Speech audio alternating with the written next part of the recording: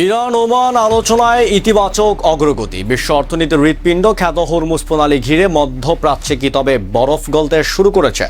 Iran ও ওমানের মধ্যকার গোপন বৈঠকে এমন এক ইতিবাচক অগ্রগতি এসেছে যা কাঁপিয়ে দিয়েছে আন্তর্জাতিক রাজনীতি।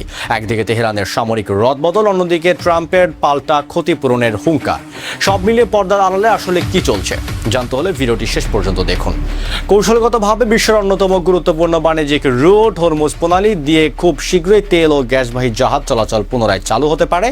কাতারের রাজধানী দোহায় আয়োজিত এক সংবাদ সম্মেলনে কাতারের পররাষ্ট্রমন্ত্রী মন্ত্রণালয়ের মুখপাত্র ডক্টর মাজেদ আল আনসারি নিশ্চিত করেছেন যে ইরান ও ওমানের মধ্যকার চলমান আলোচনা এক বিশাল ইতিবাচক অগ্রগতি দেখা দিয়েছে। আন্তর্জাতিক গণমাধ্যমের তথ্য অনুযায়ী ওমান ও ইরান ইতিমধ্যে হরমুজ প্রণালী দিয়ে জাহাজ চলাচলের প্রস্তাবিত নতুন রুটের ভৌগোলিক স্থানাঙ্ক বা কোঅর্ডিনেটেড চূড়ান্ত করার কারিগরি ধাপে পৌঁছে গেছেন। প্রস্তাবিত নতুন ব্যবস্থা অনুযায়ী পারস্য উপসাগরের প্রবেশকারী জাহাজগুলো ইরানের জলসীমা সংলগ্ন উত্তর রুট এবং উপসাগর থেকে বেরিয়ে যাওয়া জাহাজগুলো ওমানের জলসীমা সংলগ্ন দক্ষিণ রুট ব্যবহার করবে। ইরানের পররাষ্ট্রমন্ত্রী আব্বাস আরাগচিও জানিয়েছেন, ওমানের সঙ্গে এই চুক্তি বাস্তবায়ন এখন খুবই কাছাকাছি।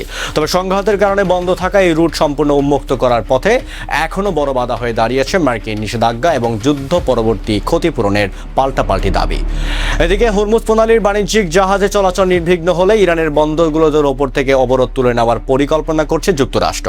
হোয়াইট হাউসের সূত্র জানিয়েছে, ইরান যদি তাদের প্রতিশ্রুতি রক্ষা করে তবেই ওয়াশিংটন এই পদক্ষেপ নেবে। কিন্তু পরিস্থিতি আরও জটিল করে তুলতে মার্কিন প্রেসিডেন্ট ডোনাল্ড ট্রাম্প হরমুজ প্রণালী পুনরায় খুলতে তেহরান যখন যুদ্ধের ক্ষতিপূরণ দাবি করছে, তখন ট্রাম্পও ছাড় দেননি। ট্রাম্প সোজাসাপটা জানিয়ে দিয়েছেন যে শুধুমাত্র বর্তমান যুদ্ধের ক্ষয়ক্ষতি নয়, বরং বিগত 2 দশকে ইরান সমর্থিত গোষ্ঠীগুলোর হামলায় নিহত মার্কিন সেনা এবং 2003 সালে ইরান যুদ্ধ সহ বিভিন্ন বিষয়ের জন্য তেহরানের কাছে তিনি বড় অঙ্কের ক্ষতিপূরণ চান। একদিকে আলোচনা চলছে, অন্যদিকে এই পাল্টাপাল্টি দাবি ও হুমকি মধ্যপ্রাচ্যের রাজনীতিকে নতুন করে এক অনিশ্চিত ঝড়ের মুখে ঠেলে দিচ্ছে। আর এর সরাসরি প্রভাব পড়েছে বিশ্ব বাজারে। আন্তর্জাতিক বাজারে অপরিশোধিত জ্বালানি তেলের দাম বেড়ে রেড ক্রুড প্রতি ব্যারেল 88 মার্কিন ডলার অতিক্রম চলছে। যুক্তরাষ্ট্রের সঙ্গে এই চরম উত্তেজনাকর পরিস্থিতির মধ্যে ইরানের সামরিক বাহিনীর শীর্ষ পর্যায়ে বিশাল রদবদল এনেছেন দেশটির সর্বোচ্চ নেতা Mostafa Khamenei. Revolutionary guard corps IRGC সশস্ত্র বাহিনী ও বাসিজ ফোর্সের শীর্ষ কমান্ড একাধিক পরিবর্তন এনে তিনি বুঝিয়ে দিয়েছেন যে তেহরান যে কোনো পরিস্থিতির জন্য প্রস্তুত। সশস্ত্র বাহিনী চিফ অব স্টাফ হিসাবে আলী আবদুল্লাহি এবং IRGCর প্রধান কমান্ডার হিসাবে আহমদ ওয়াহিদের মতো হেভি ওয়েটের দায়িত্ব দেওয়া হয়েছে। এরই মাঝে সৌদি আরব, পাকিস্তান ও তুরস্কের মধ্যে স্বাক্ষরিত মক্কা প্রতিরক্ষা চুক্তি দিয়ে তেহরান জানিয়েছে যে এই চুক্তি নিয়ে তাদের কোনো বাড়তি উদ্বেগ নেই, বরং আঞ্চলিক দেশগুলোর নিজেদের সুরক্ষার এই উদ্যোগকে ইতিবাচক হিসাবেই দেখছে ইরান। তবে একই সময় ইরাকের তুর্কি অঞ্চলে কমলা পার্টির সদর দপ্তরে ইরানের ক্ষেপণাস্ত্র হামলা এবং লোহিত সাগরে সৌদি জাহাজের হুথি বিদ্রোহীদের হামলায় ঘটনা প্রমাণ করে যে মধ্যপ্রাচ্যের বারুদখানায় যে কোনো মুহূর্তে বড় বিস্ফোরণ ঘটতে পারে।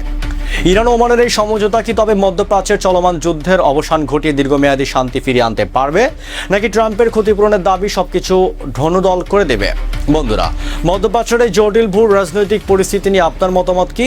কমেন্ট বক্সে আমাদের অবশ্যই জানাবেন। ভিডিওটি ভালো লাগলে লাইক ও শেয়ার করে আন্তর্জাতিক রাজনীতির সমস্ত ব্রেকিং নিউজ সবার আগে পেতে আমাদের সাথেই থাকুন। ধন্যবাদ।